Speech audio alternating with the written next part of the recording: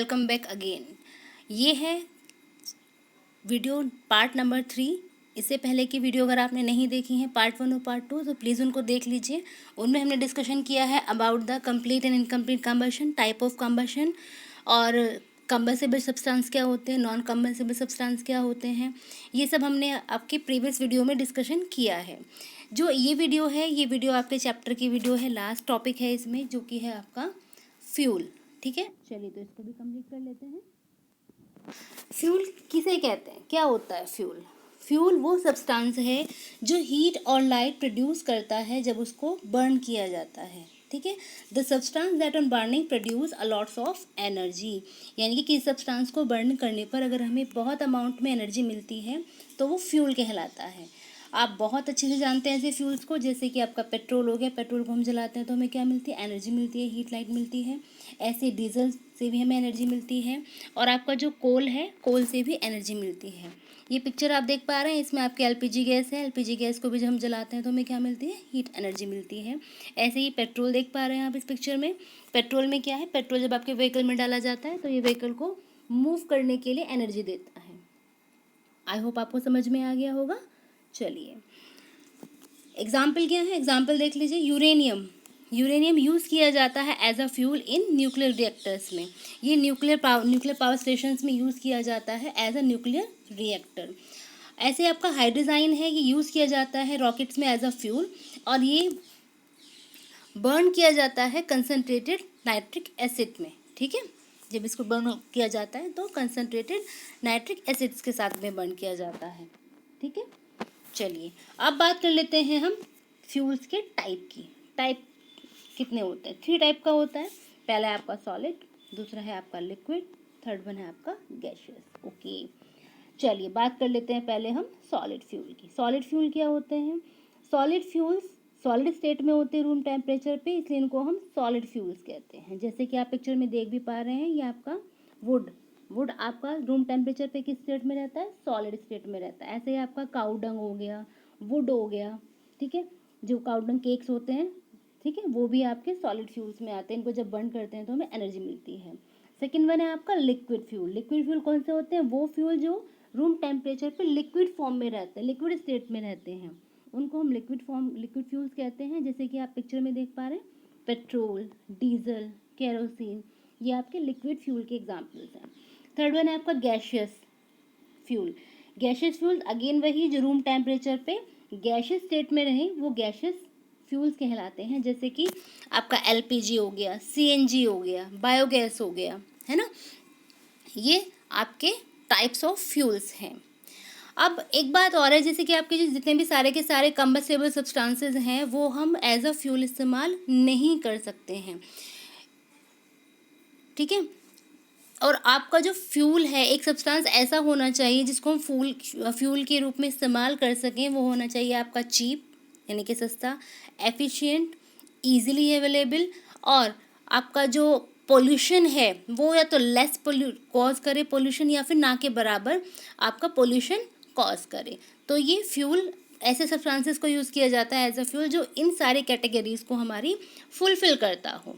ठीक है, अब जो चॉइस है फ्यूल की वो इस पर भी डिपेंड करती है कि आप उसको डोमेस्टिक यूज़ में ले रहे हो या उसको आप इंडस्ट्रियल यूज़ में ले रहे हो। ठीक है, जो फ्यूल है, फ्यूल का जो टाइप है आपका, वो टाइप भी आपका डिपेंड करता है कि आप उसको डोमेस्टिक यूज़ में ले रहे हो या आप उसको इंडस्ट्रियल यूज़ में ले रहे हो।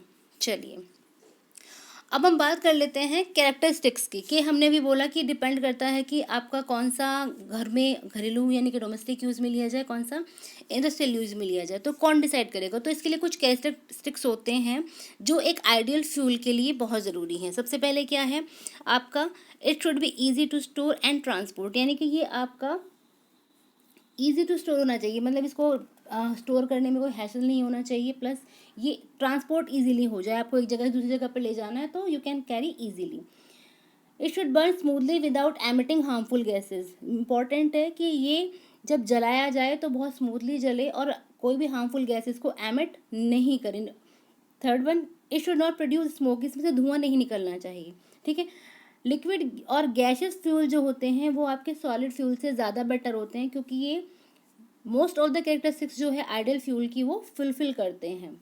नेक्स्ट देख लेते हैं, it should be easy to store and transport. अभी मैंने आपको बताया इनको ट्रांसपोर्ट इजी होना चाहिए और इनको जो स्टोर करने की प्रोसेस है वो भी इजी होनी चाहिए। It should have moderate ignition temperature, temperature भी मॉडरेट होना चाहिए, मतलब इतना कम नहीं होना चाहिए कि एकदम से जलने लगे रूम टेम्परेचर से आने से पहले ही, ठीक है। It should have high calorific value, इनकी जो कैलोरीफिक वैल्यू है, कैलोरीफिक वैल्यू बहुत ज़्यादा हाई होनी चाहिए। जो लिक्विड और गैशियस फ्यूल है, मैंने आपको पहले भी बताया अभी 2 मिनट पहले, कि जो सॉलिड होते हैं सॉलिड से ज़्यादा बेटर होते हैं। अब हमने बात की कैलोरीफिक वैल्यू की, ठीक है। कैलोरीफिक वैल्यू क्या होती है? कैलोरिक वैल्यू किसी भी फ्यूल की होती है कि वो हीट प्रोड्यूस कितनी करता है जब 1 किलोग्राम फ्यूल को कम्प्लीटली बर्न किया जाता है in the excess of oxygen air. यानी कि 1 किलोग्राम सब्सटेंस को आप जब जलाते हैं एज अ फ्यूल, तो उससे ऑक्सीजन की प्रेजेंस में कितनी एनर्जी मिलती है, कितनी हीट प्रोड्यूस होती है, उसको हम कहते हैं कैलोरीफिक वैल्यू। और जो कैलोरीफिक वैल्यू की यूनिट होती है उसको मेज़र किया जाता है किलोग्राम जूल पर ग्राम में, किलो जूल प्लस पर ग्राम में, ठीक है। चलिए आगे चलते हैं। कैलोरीफिक वैल्यू मैंने आपको बताई है अभी। It is amount of heat release when 1 gram of fuel is completely burn in the sufficient supply of oxygen. जब आप किसी भी सब्सटेंस के 1 ग्राम 1 किलोग्राम फ्यूल को कम्प्लीटली बर्न करते हैं in the presence of oxygen, तो वो कहलाती है उसकी कैलोरीफिक वैल्यू कि कितनी हीट उस सब्सटेंस ने प्रोड्यूस की है।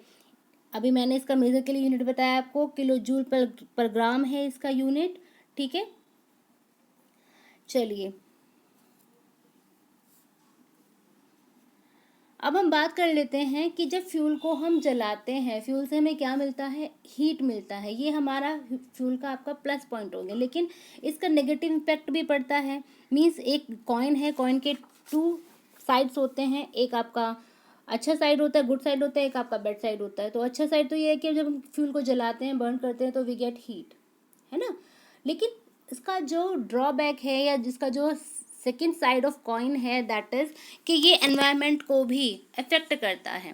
कि जब हम किसी भी फ्यूल को जलाते हैं तो फ्यूल में क्या होता है, तो उसमें कार्बन लाइक जैसे आपके जो सब्सटेंसेस है, जैसे कि आपका कोल हो गया, वुड हो गया, तो ये क्या करते हैं, ये बहुत ज़्यादा अमाउंट में कार्बन पार्टिकल्स को रिलीज करते हैं। ये पार्टिकल्स क्या करते हैं, ये पार्टिकल्स हमारे रेस्पिरेटरी ट्रैक में एंटर कर जाते हैं और हमें जो रेस्पिरेटरी डिसऑर्डर्स होते हैं, जैसे अस्थमा हो गया, इस तरह की जो प्रॉब्लम्स होती हैं, ये हमारी बॉडी में डेवलप हो जाती हैं। क्यों? क्योंकि जो हमारी रेस्पिरेटरी ट्रैक है उसमें जो अनबर्न कार्बन पार्टिकल्स हैं कार्बन फ्यूल के, जिसमें कार्बन फ्यूल जैसे कोयला हो गया, वुड हो गया, जिनको जलाते हैं तो स्मोक निकलता है इनमें से, तो ये हमारे रेस्पिरेटरी डिसऑर्डर का कारण बनते हैं, ठीक है। अब जो मोस्ट ऑफ द फ्यूल्स हैं, मोस्ट ऑफ द फ्यूल्स में जब कंबशन होता है तो ये क्या करते हैं, कार्बन डाइऑक्साइड गैस भी प्रोड्यूस करते हैं इन द एयर। तो उससे क्या होता है, हमारे एनवायरनमेंट में ग्लोबल वार्मिंग को ये इंक्रीज करते हैं, एनहेंस करते हैं, ठीक है। अब ग्लोबल वार्मिंग क्या होती है? ग्लोबल वार्मिंग यानी कि जो आपके अर्थ का नॉर्मल टेम्परेचर है उस टेम्परेचर को हाई राइज करना, ठीक है। जिससे की वजह से क्या होता है कि जो आपके जो ये पोलर ग्लेशियर्स होते हैं ये आपके मेल्ट होने लग रहे हैं और इसकी वजह से क्या होता है, फ्लड आती है, ठीक है। तो ये जो आपका बर्निंग ऑफ फॉसिल फ्यूल्स है जिनमें कार्बन डाइऑक्साइड है, या एटमॉस्फेयर में कार्बन डाइऑक्साइड को प्रोड्यूस करते हैं। आपको पता है कार्बन डाइऑक्साइड नॉन टॉक्सिक है, लेकिन फिर भी ये कंसंट्रेशन को इंक्रीज करती है जो अनडिज़ायरेबल हमारे चेंजेस हैं क्लाइमेट में उनको, ठीक है। तो कार्बन डाइऑक्साइड गैस जब एब्जॉर्ब इंफ्रारेड रेडिएशन होता है उसको एब्जॉर्ब करती है सन के, तो ये अर्थ के एटमॉस्फेयर में एक्सेसिव हीट को प्रोड्यूस करती है, ठीक है। तो उस हीट के प्रोड्यूस करने से क्या होता है, कैप्चर जब करते हैं कार्बन डाइऑक्साइड के मॉलिक्यूल्स आपकी जो अल्ट्रावायलेट रेज होती है उसको, तो उसमें क्या होता है, इंफ्रारेड रेडिएशन जो होता है उसको जब कैप्चर कर लेती है तो ये आपकी अर्थ के टेम्परेचर को इंक्रीज़ कर देता है, जिसकी वजह से ग्रीन हाउस इफेक्ट इंक्रीज़ हो जाता है। ठीक है, इसकी वजह से क्या होगा कि आपका जो अर्थ का टेम्परेचर है, एटमॉस्फेयर का जो टेम्परेचर है वो राइज हो जाएगा, जिसे हम ग्लोबल वार्मिंग भी कहते हैं।